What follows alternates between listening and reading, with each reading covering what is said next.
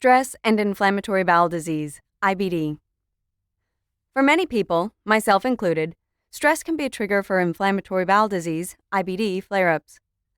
Highlighting this point, an article in Scientific American published earlier this month illustrates how psychological stress can cause an inflammatory response and impaired food movement in the gut.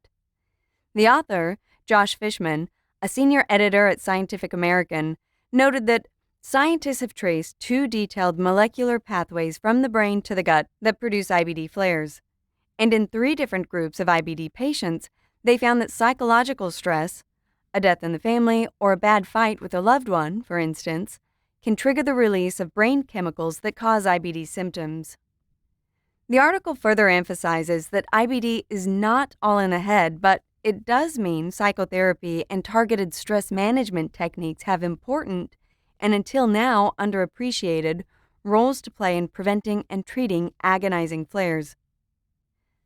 I've struggled with managing stress for many years, bottling up the majority of my frustrations and embodying a people-pleasing persona at work and everywhere else I went.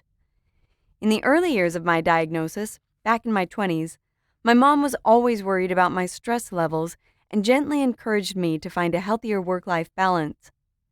But it took more than 2 decades for me to finally hit that goal. While I couldn't ever figure out how to reduce stress at work, at least not until this year when I quit my job in educational marketing and finally pursued a new career path that centers on my passions and feeds my soul, over the past few years, I put significant energy into finding ways to reduce my stress levels outside of work and sought ways to make peace with the stress at work. That was how my meditation and mindset journey began. I've made a conscious effort over the past few years to practice deep breathing, to sit with my thoughts and emotions, to be present in the moment and recognize my emotions, or immediately after, and to let go of the stress I felt at work. I sought out activities I was, and still am, passionate about and filled me with joy. It wasn't always easy, and there were plenty of times I still felt overwhelmed with stress, but the practices made it easier to get through the hard times and gave me perspective. I could step back more easily and see the big picture, not just the moment I was caught up in. My quest to reduce stress was also what led me to streamlining and reducing the number of hobbies I have. There are only so many hours in the day, and only a limited amount of time I can devote to things.